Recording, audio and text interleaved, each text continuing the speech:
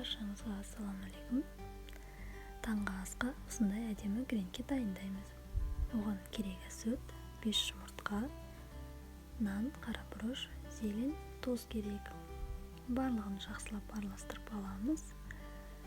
Сүтті көз мөлшермен қоса беремін. Қоспаса да болады.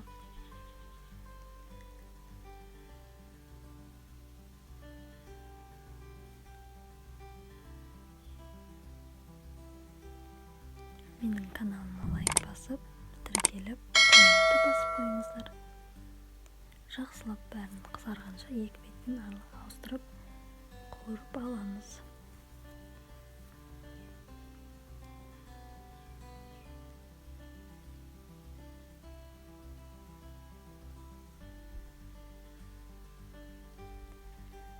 Сары болсын десеңіздер, куркума қосып жіберсеңіздер болады, шым-шым. Бірақ менде үйдің жұмыртқасы болғандықтан өзі де сары. Міне, дайын болды. Астарыңыз дәмді болсын. Куа-куа-куа.